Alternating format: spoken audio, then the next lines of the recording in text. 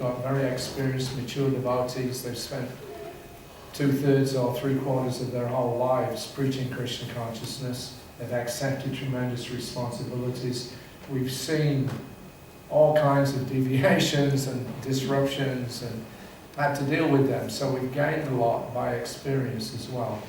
And I think that, things nowadays are a lot better for the devotees than they used to be. If we stick with the standards that Prabhupada gave, and we always retain that level of respect amongst each other, then anything that does, and it's not that, there aren't major issues to deal with.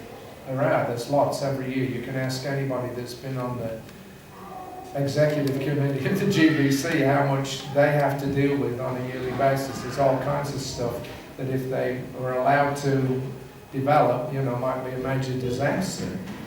So there's always going to be some threats to our unity.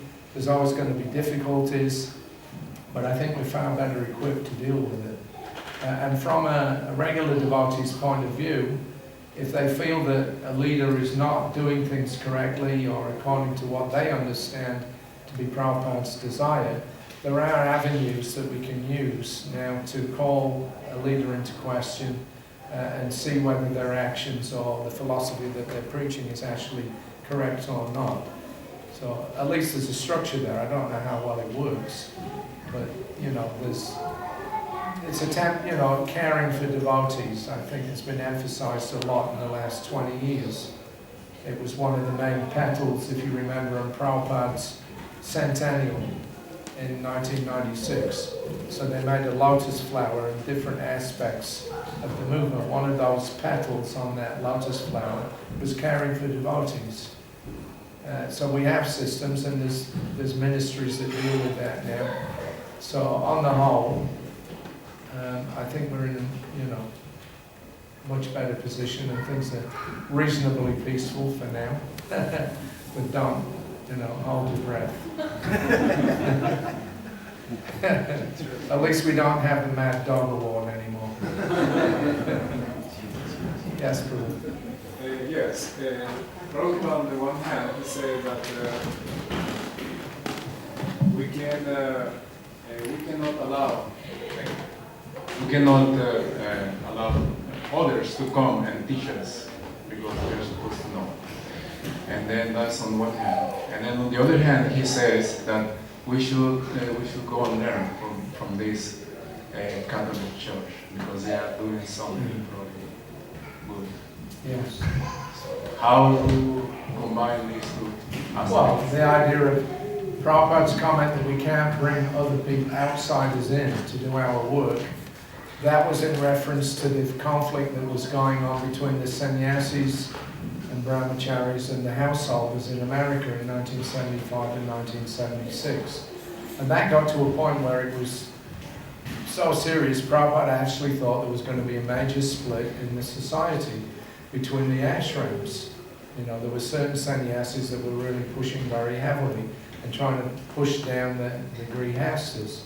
So one afternoon after Prabhupada had some discussion for about an hour with several GBCs, then he took his lunch and then he went into his bedroom, and normally, he would stay for about an hour or so and have a sleep, just to rest in the afternoon.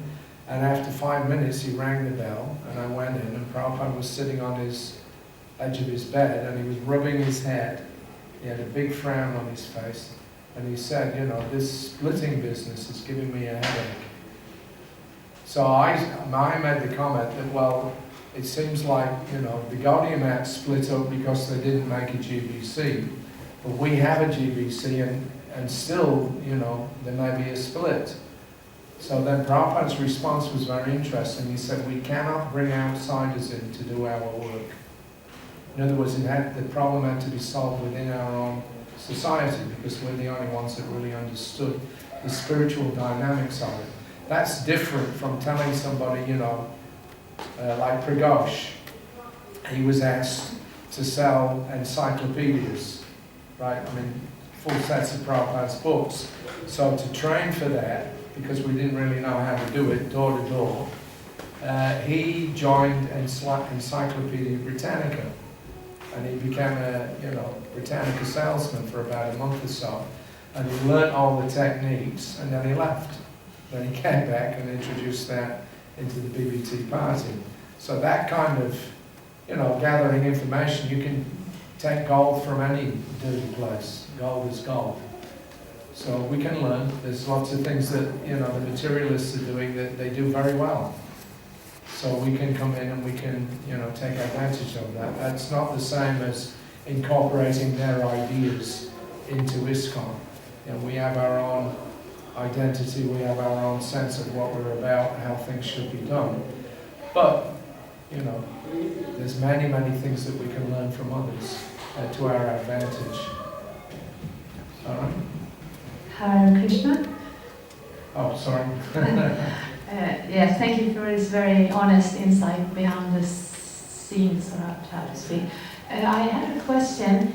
Then you were speaking about these 19-year-olds, temple residents and so on. Do you think we are becoming a little too careful or too afraid in giving responsibility and trusting in the younger devotees?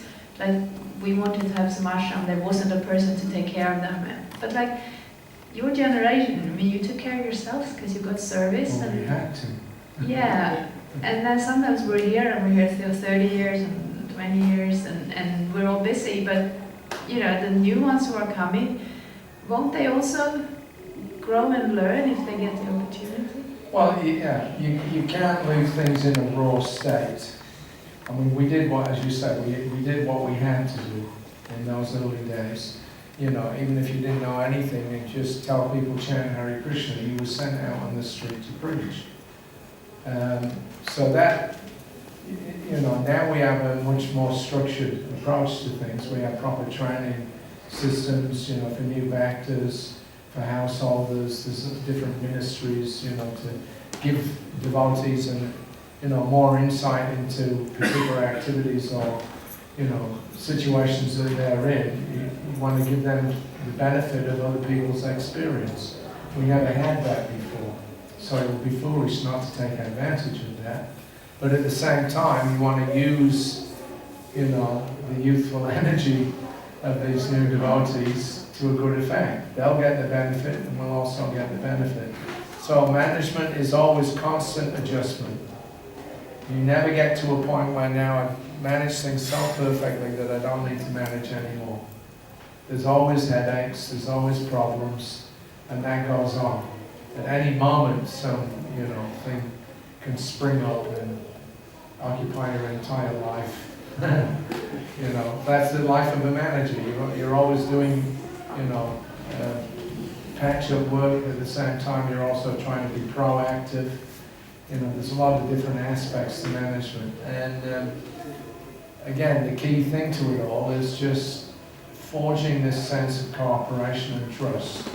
Because if that's there, then any differences of opinion can easily be handled. Because there's a basis of, agreement at the beginning of that. There might be differences of opinion, but you're agreed on, you're agreed on the same platform. That we're trying to do everything for Krishna's pleasure and not for ourselves. So, locally you have to see. Managers are, always making adjustments. I was talking to Madhavananda. We were talking about the right wing and the left wing.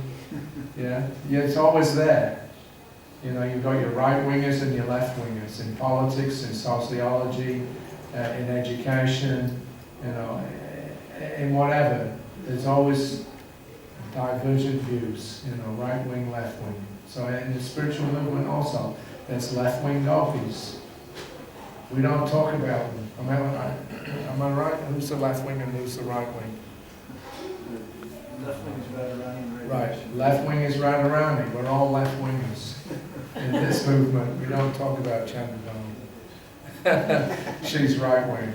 So even in the spiritual world, that factions are there, but they're all centered on pleasing Krishna. That's the whole point. Does that answer your question? Last one. Somebody else. Yes, Madhavananda.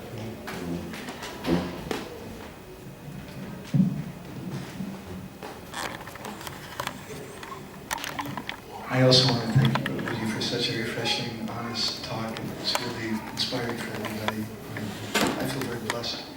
I have a little controversial question. Maybe I can answer. You're present.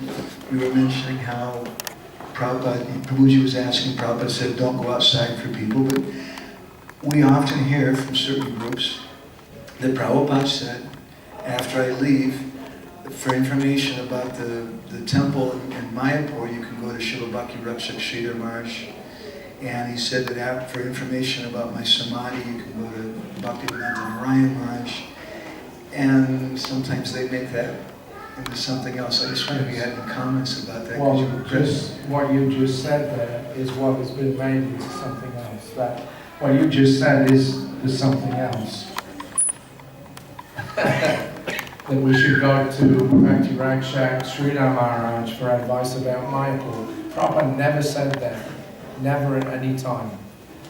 What he said was in 1977 that the devotees should consult, he said, either with Narayan Maharaj or Sridhar Maharaj, and he preferred, I think he said Sridhar Maharaj first.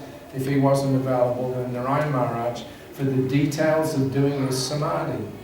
That's what it was about. It had nothing to do with the running of ISKCON. It had nothing to do with our philosophy. Nothing.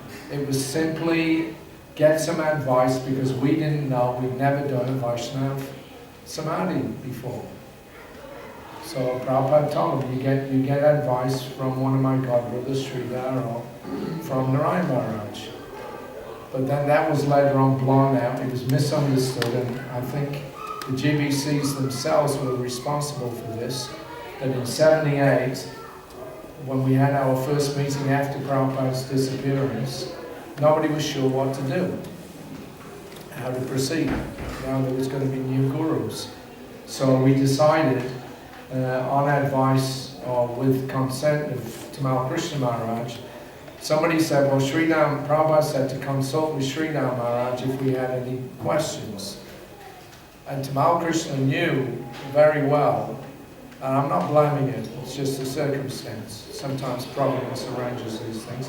He knew very well that Prabhupada had said that, he made that remark in context of doing the Samadhi ceremony. But he didn't say anything because he was unsure about how to proceed, and he was thinking, well, if we go to Sridhar Maharaj, we might learn something. So he kept quiet. So that was perpetuated. It was put into writing by, I think, Sauri Maharaj. He wrote a paper on behalf of the GBC about how we would proceed with the new gurus. And it was mentioned there that Prabhupada said we could consult with Sridhar Maharaj. It was completely bogus. Prabhupada never said that, and that's why we had so much trouble, because it was a deviation from what Prabhupada actually told us. And the same with Narayan Maharaj. That whole thing there has been completely blown out of proportion. He came just in the last couple of weeks to Vrindavan. I was standing right next to him whilst the conversation was going on, and we recorded it. And Prabhupada, he asked him, you help them. So he said, yes, I'll help to, whatever the best of my ability. Later on, that was, blown out of proportion. The Prabhupada had given an instruction that Narayan Maharaj was, to be brought in to help us. So the whole thing was twisted out of proportion and out of his context. So these things happen. It's, as I say, providence. But we shouldn't be misled by that. Prabhupada was very clear about what he gave us. He was very clear about the fact that none of his godbrothers were fit to be acharyas. There's a letter where he says that in 1974. He's talking specifically about his dearest godbrother, Sridhar Maharaj, and what his role was in destroying the Gaudiya mat because of his misunderstanding. And he says at the end of that letter that actually none of my godbrothers are fit to be acharya. That means he's including Sridhar Maharaj.